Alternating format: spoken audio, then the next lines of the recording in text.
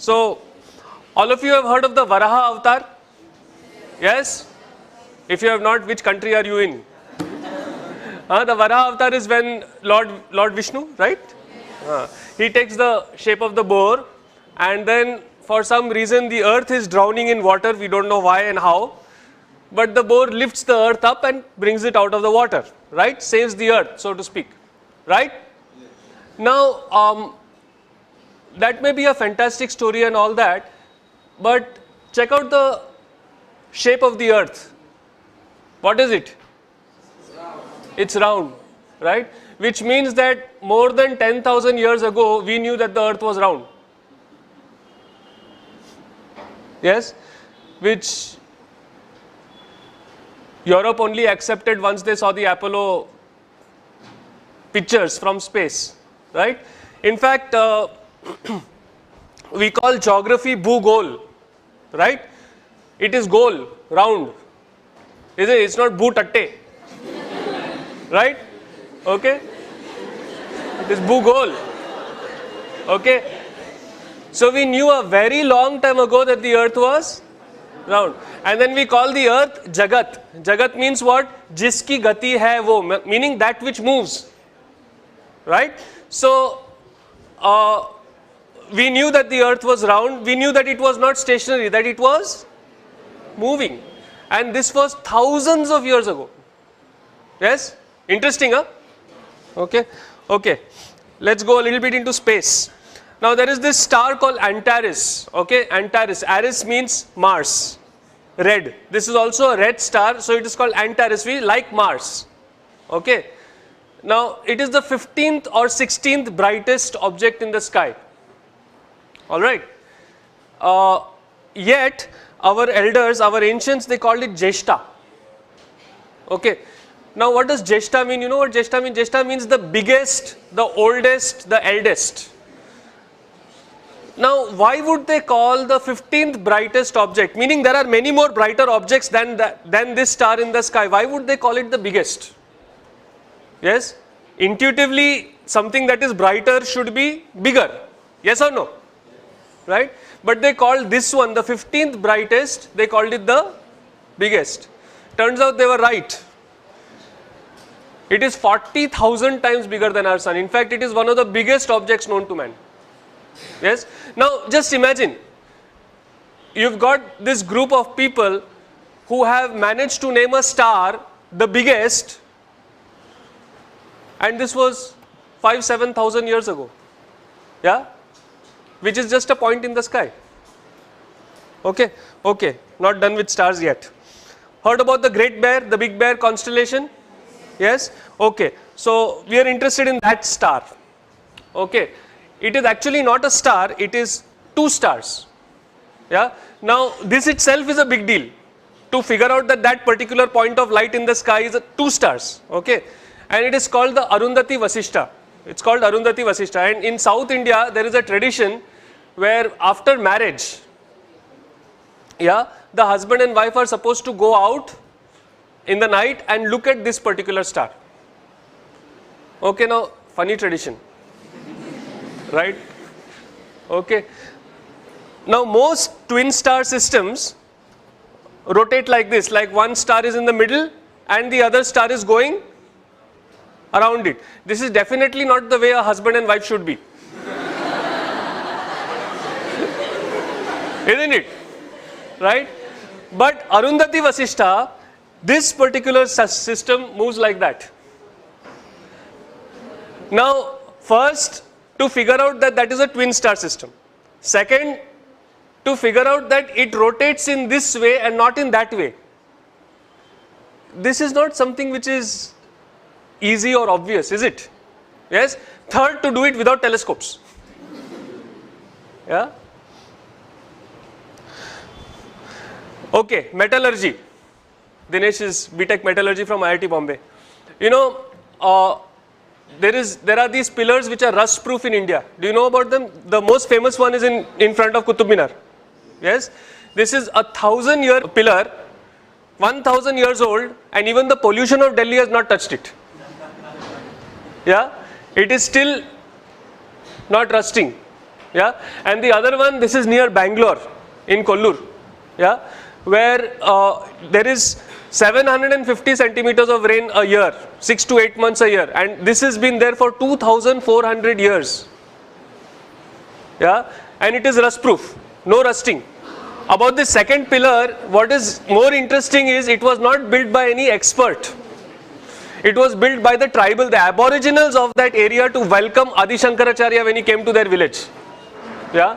So this technology was there, not even with like the learned Brahmins or something like that. It was available to the tribals. Yeah. Then there is this mystery of zinc. You know, India held the sole knowledge of how to remove zinc from zinc ore for 4,000 years. Yeah, because zinc, it's a very, very interesting thing. Zinc, from the ore, the zinc becomes liquid at 997 degrees Celsius. But that same zinc then vaporizes and becomes gas at 1000 degrees Celsius. So it is only a 3-degree window that you have to pull that zinc out, and it is incredibly difficult. Yeah, you know what we did? It was very interesting. See, usually if you see a furnace, kya hota hai? There is the furnace and then something is coming out and being accumulated, isn't it? This is the way most distillation is done. Yes or no? You've got the heat from the bottom and something comes out and it is collected. Now, when the heat was coming from the bottom, what would happen? The zinc would become liquid. It would go down or it would just evaporate and go out, right? So what did these people do? They turned it upside down. They put the heat on the top and they put an ice bath below it, cold. So it would come down, then it would go in the cold, it would solidify and you would get the zinc. Yeah? For 4,000 years we kept this technique secret over here. Yeah? All the zinc in the world was made only by India.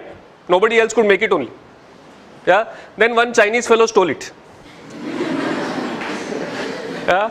And then one British fellow stole it from the Chinese. There was this guy called William Champion who made the first zinc distillery in Great Britain in the year 1543. Before that, for 4,000 years, if you wanted zinc, you had to come to us. Now, this is a nice shloka in the praise of Lord Krishna. When you look at this shloka, do you think that there is anything special about it? It is like all other shlokas. Oh Krishna, you are great, you are this, you are that. Yes or no? Right? Only thing is, there is this thing, there is a protocol called the Katapayadi Sankhya. Okay? Took me a long time to learn to pronounce that. Yeah, so there is this Katapayadi Sankhya where they give particular alphabets, particular numbers. So for example, Katapaya is 1 and so on. And then if you substitute these numbers in this shloka, you know what you get? The value of pi correct to 30 decimal places. Yeah, so we knew how to do encryption also. Yeah, acha now, don't you like this what I am talking about? So clap and tell me no. Yeah. You know, I am not used to just talking to an audience. I want audience feedback also. All right. Okay. If you don't like it, then do like that. So I know. Now recently I had been to Goa, and in Goa there is this place called Vasco da Gama. You have heard of it, right? Now why is Vasco da Gama called Vasco da Gama? Because there was this fellow from Portugal who came and supposedly discovered India, right? Okay, let me tell you the true story. This story is in Vasco da Gama's own journal, which is there in Lisbon today. Okay, there were two guys who went searching for India. One of them was Christopher Columbus. The other was Vasco da Gama. Okay, now Christopher Columbus, he went in the opposite direction. From Europe he went up. Okay, and he found America. Only he thought America was India. Okay, that is why the natives of Americans are called Indians. That's where the Indian name comes. Because he thought, mereko India mil gaya. Right? So he called those people Indians. He called them Indians actually. Then the other people came and, called them red because they were not white. Yes? So that was Christopher Columbus' story. Vasco da Gama, he went in the opposite direction. If you know your geography, he came down from Africa, and he was too chicken to go out into the main sea. You know, he would only sail keeping the coast in view. Okay, and he was having the biggest ship available at that time in Europe. All right, so he came all the way down to the Cape of Good Hope. Okay, and over there he was wondering, now how do I cross, because from there to go to India you have to go across the ocean, across the sea, right? Over there he met a Gujarati whose name was Kanha. Okay, he does not mention the surname, possibly Patel. Okay. Yeah. So he met this Kana Bhai who was a trader from India, from Gujarat, who had ships 12 times the size of this ship. 12 times. And remember, Vasco da Gama's ship was the biggest ship in Europe at that time. Okay, he had ships which were trading ships, forget about military ships, trading ships which were 10 to 12 times the size of Vasco da Gama's ship, and Vasco da Gama's ship was escorted with 3 ships, like in formation, his ship was in the middle, those 3 of our Indian ships escorted this guy to Goa, to India. Yeah, so maybe we should call Kanha, no? Yes.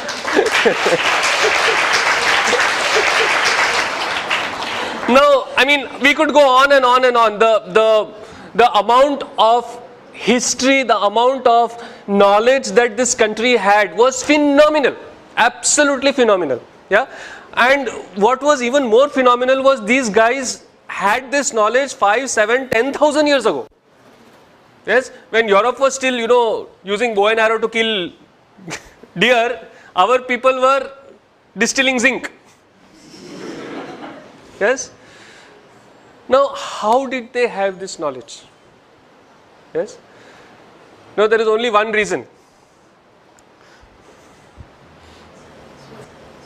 All our scientists were saints. All of them did pranayam, all of them did yoga, all of them meditated. Yes. So what happened was, because when you have trained your mind like this, when you have meditated, when you know how to do this, and you have done it for appreciable number of years, then you are no longer limited by physical instruments. If you want to go into outer space, you close your eyes, boom, you can go. If you want to go into the depth of the atom, you close your eyes, you can get there. And then you are seeing it, right? So it has to be accurate. That is how Arundhati Vasishtha turns out to be a twin star system which rotates around each other. Yeah? Are you getting what I am saying? Yes. Yes? That is how you can figure out how to make rust proof iron, which even till today we have not figured out. Yeah? So the basis of science is spirituality. Yeah? And this wealth that our country has, I will not say had, this wealth that our country has was systematically destroyed by the British when they came here. Yeah, they rewrote our history so that when they left us with a legacy of being ashamed of our own culture and our own tradition. Yes, you know, in Delhi we know this very cute old couple. Uncle is 81 years old, auntie is 71 years old, and they will be celebrating their 50th wedding anniversary like next year. His father was the first Chief Justice of India, Bhandari, Mr. Bhandari. Yeah, so very well connected and all. So he went to all these British schools, and over there they would say, you know, yoga is for freaks. You should do PT. But unfortunately, do you see that even in today in schools you do PT, you don't do yoga? Yeah. So we have got independence, it's 60 years, but we are still thinking in those terms only. That is what the British wanted. Yeah. To break this country, they had to break the education system and break the traditions. Now, if we want to build this country again, then maybe it is time to come back to learning, studying yoga, meditation. Yes? Yes or no?